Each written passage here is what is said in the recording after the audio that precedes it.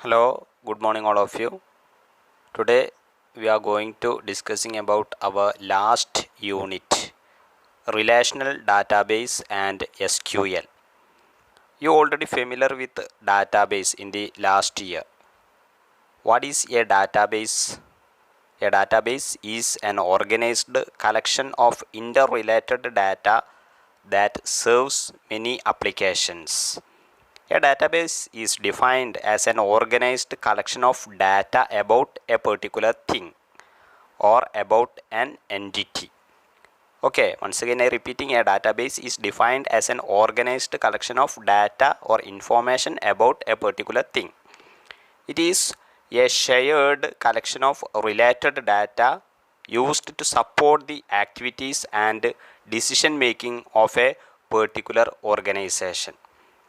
This database is used for entering data or accessing data and analyzing data very quickly and easily. Okay, using this database we can enter data and we can access data and analyze data quickly and easily. For example, school database. In our school database system contains many datas related with student, teacher, result, etc. Every datas are stored in a table. This database shall constitute tables related to student, teacher, result, etc. Please look into this image. Did you see here database is given and database management system also given. One computer user is there. He is using an application for what? For managing database using database management system. Okay, one user is there, then application, then DBMS, then database. Did you see database? Actually it is an organized collection of datas. Sequence of datas are there in the database. Here one user is managing a database using a special software or a special application is called database management system or DBMS. Okay, user, application, DBMS and database. User is managing database using a special software is known as database management system. Here file organization hierarchy is given. The data is arranged inside a database as per the file organization hierarchy. That hierarchy is given here. Okay, it will start with data or character, then data item or field, then record, then table or file, then finally database. Okay, what is data or character? You know what is a data or a character. Then after data there is a data item or field. A field is a set of characters which are used together to represent a specific data elements. A field is a set of characters which are used together to represent specific data elements. It is also termed as a data item. Data item, simply we can say that it is a collection of datas or characters. Then a specific or an individual data item within a record is known as a field. Otherwise we can say like this: a specific or an individual data item within a record is known as a field. For example, roll number, name, age and marks are the fields in a student's record. In a student's record, roll number will be there, name, age, marks, everything will be there. Next we can move to records. What is record? A collection of fields is termed as a record. Record means collection of fields. What is field? Collection of data or characters. For example, a student record consists of the fields roll number, name, age and marks. A student record containing roll number, name, age and marks. Then what is table? A collection of logically related records is called a file. A file is also termed as a table or a relation. Okay, collection of records, collection of logically related records is called a file or a table. A file is also termed as a table or a relation. A table has rows and columns where rows represent records or tuples and columns represents the attributes or fields. That also we discussed in the last year. A table has rows and columns where rows represent records or tuples and columns represents the attributes or fields. For example, the entire information about all the students in a class is kept in a file or table named student. The entire information about all the students in a class is kept in a file or table named student. It is an example for what? Table or file. After that, finally, database. Database is therefore a place where related information is stored and various operations can be performed on it. We already discussed, we can enter, we can access everything possible in the case of database. It is the highest unit of file organization. File organization will start with data or character, then collection of data or characters are called data item or field, then collection of data item or fields are called record, then logically related record is called table or file, then finally organization of table or file is known as database. Okay, database is the final unit of a file organization. Then these databases are generally managed by a special software that also we discussed. It is known as database management system or DBMS. Once again I repeating, in the case of table many rows and columns will be there. That rows is known as tuples or records, then column is known as attributes or fields. Please look into this image. Did you see? Here one student table is given which contains roll number, name, age, marks. All these are known as field or data item. Roll number, name, age, marks. These are known as field or data items. Then did you see some data also filled there? In the roll number 20, then name Sonia, then age 14, then marks 90. These are known as datas. Okay, all the headings are known as fields or data item, then that contents are known as data, then this entire data and field or data items are known as record. Okay, all these data are stored in fields. These entire data and fields are known as record. This entire data, record, fields are known as table. Okay, table contains fields, records, data, etc. We already defined what is database management system or DBMS. A DBMS is a general purpose software system that facilitates the process of defining, constructing and manipulating databases for various applications. Simply we can say that databases are generally managed by special software known as database management system or DBMS. A DBMS give us some tools. First one is store data in a structured way. Using DBMS we can store data in a structured way. Second one is query the database. We can ask questions to the database. We already discussed about structured query language or SQL in the last year. You know different queries like insert, delete, update, alter, etc. Okay, which means query the database or ask questions about the data with the help of DBMS.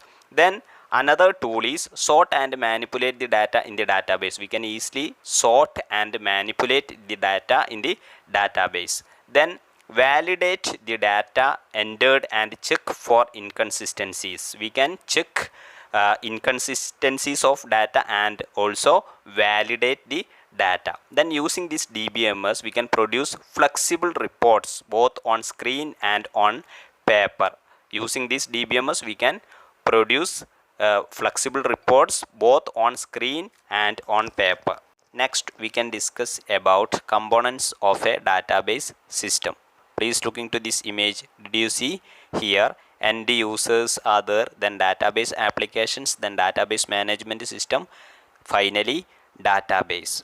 Okay, first one is end users or users. Users can be of varied types, usually database administrator, system or application developers, and end users. Different users are there: database administrator or system or application developer, then end users. These are the main types of users. DBMS provides many critical services to the user. Okay, first one is database creation. DBMS, using DBMS we can create database. Then a DBMS helps the user in creating and defining the required data.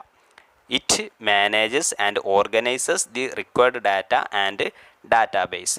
Then next service is database maintenance. It helps in maintenance of data and database by addition, deletion, modification, and regular updation. Okay, database maintenance means we can add new data, delete data, modify and update data. Okay, all these are another service of DBMS. Then database processing. You know what is database processing? A DBMS performs one of the major tasks of query processing. It processes the queries or the information requirement of users and retrieves necessary information from the database. Simply we can say that data processing means querying processing. Query processing, we can access or we can add or we can retrieve data with the help of different queries. Another important component of a database system is database application. What is database application? It is an application for database. It may be general purpose or customized as per the needs of a user. What is general purpose? Database application for everyone. What is customized? Database application for a particular customer. Okay, database application may be general purpose or customized as per the needs of a user. This is the second part of a database system.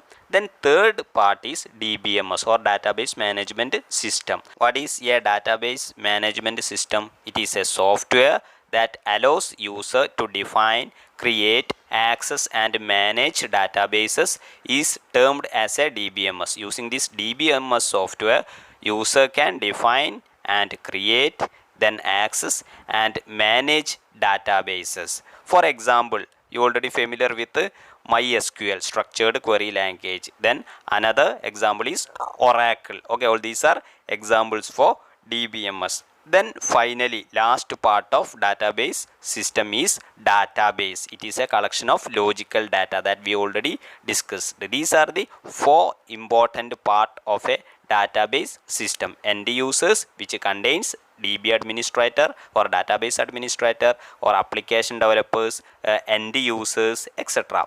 Then which provide DBMS providing different critical services like database creation. We can create databases with the help of DBMS. Then database maintenance, then database processing. Then second part of database system is database application. Then third part is DBMS. Then last part is database.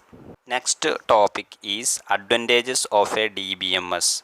When comparing with traditional data processing techniques, DBMS has several advantages. First one is elimination of data redundancy. What is data redundancy? Duplication. Duplication of same data at multiple places in a database is known as data redundancy. Okay, that duplication will eliminate with the help of this DBMS. Okay, one advantage or first advantage is elimination of data redundancy or elimination of data duplication. Then next one is data consistency. A DBMS provides data consistency to a larger extent as the changes made at one place are reflected at all other places or to all the users. Which means if we are making any change at one place in a database, it will reflect or it will affect all other places of that particular database. Okay, that is known as data consistency. Then sharing of data. Another advantage of DBMS is sharing of data. We can share data very easily. Then reduced programming effort. A DBMS saves a lot of programming effort since a user need not write programs for query processing involving several tables or files, report generation, addition, modification, deletion, etc. It provides easy retrieval of data. Simply we can say that reduced programming effort. It will reduce programming effort. In database, a user need not write programs for query processing involving several tables or files, report generation, addition, modification, deletion, etc.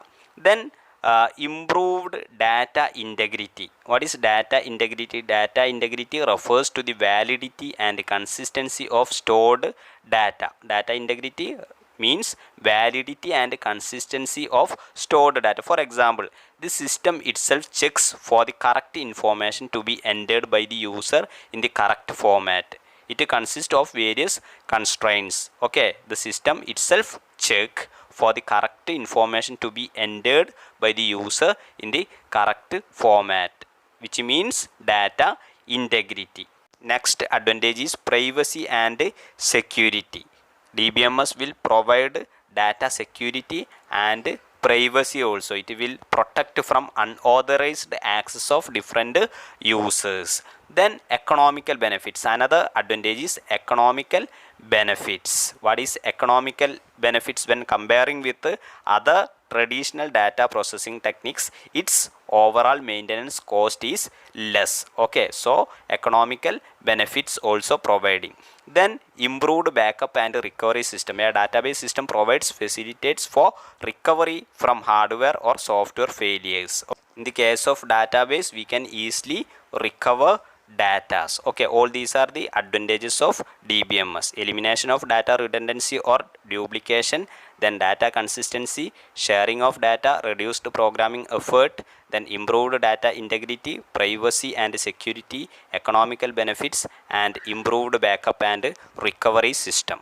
Next is DBMS models, database management system models. What is DBMS models? Data models define how the logical structure of a database is modeled, which defines logical structure of a database. Mainly, DBMS models are divided into different types. Please look into this image. Did you see here? Data models are mainly divided into object-based data model, record-based data model, then physical data model. Then record-based data model again divided into hierarchical model, which means tree structures, the network model, another name is directed graphs, then relational model, which means files, tables or relations. First type of data model is hierarchical data model. In a hierarchical model, records are organized as trees rather than graphs. You can see data model like a tree, which means hierarchical model represents a hierarchy of parent and child data segments. It is represented by an upside down tree. Please look into this image here. Student means parent record. Okay, parent record. From that parent record or from that student, there is a link to exam, then library, then fees. These library, exam, fees all are child. Okay, student, which contains roll number, name, address, and from that parent record there is a link to exam, which contains some data. Then there is a link to library, then there is a link to fees also. This model, this structure is known as hierarchical model. Okay, in hierarchical model showing one to many relationships between a parent and child segment. Hierarchical model showing one to many relationship. Each parent can have many children in the case of hierarchical data model, but each child has only one parent. Then its advantages are it is simple in operation and in concept, and it promotes data sharing and parent-child relationship promotes data integrity and which is showing one-to-many relationship. Next data model is network data model. It consists of a collection of records connected to one another through links. Okay, each records are connected to one another through links. The network model replaces the hierarchical model with a graph, thus allowing multiple connections among the nodes. The major point of difference between the two models is that unlike the hierarchical model, the network model provides the capability to handle many-to-many relationship. In the case of hierarchical model, one-to-many relationship, but network data model showing many-to-many relationships. Did you see here? There is a parent student, then child, library, exam, fees. Parent student is connected with the library, then exam, then fees, then library is connected with the exam, then exam is connected with the fees. Every nodes are connected with each other, okay, allowing multiple connections among the nodes. This data model is known as network data model, which means many to many relationship. It is showing many to many relationship. A child can have more than one parent in the case of network data model, but in the case of hierarchical data model, one to many relationship and each child has only one parent in the case of hierarchical data model. Then advantages of network data model is it can handle more relationship types, which means many to many. Then data access is easy and more flexible. Then it promotes better data integrity. Next data model is relational data model. In this model, data is organized in two-dimensional tables called relations. The tables or relations are related to each other. In the case of relational data model, data are organized in two-dimensional tables called relations. In this table, you can see many rows and columns. Rows are known as tuples and columns are known as attributes. Okay, then relational data model has its own characteristics. First one is data is conceptually represented as an orderly arrangement of data into rows and columns. Data are organized or orderly arranged in rows and columns. Then each relation is represented as a table. Okay, you can see there is a table which contains many rows and columns, and data are organized or arranged in these rows and columns. Then this table contains many columns which is known as attributes, and which contains many rows are known as tuples. Using this table we can define some terms. First one is entity. What is entity? An entity is something that exists and about which we can store some information. For example, student entity, employee entity, item entity, etc. Entity becomes the name of the table. An entity is something that exists and about which we can store some information. Entity becomes the name of the table. Then attribute. We already discussed what is attribute. An attribute is a set of values of a particular type. The term attribute is also used to represent a column. Okay. Attribute is used to represent a column.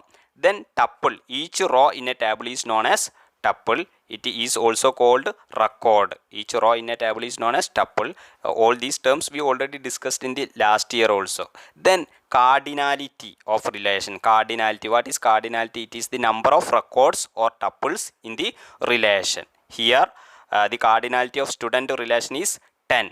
Here total number of records are 10. Then degree of relation. What is degree of relation? Number of columns or attributes is known as degree of relation. Here 4 columns are there, so degree of relation is 4.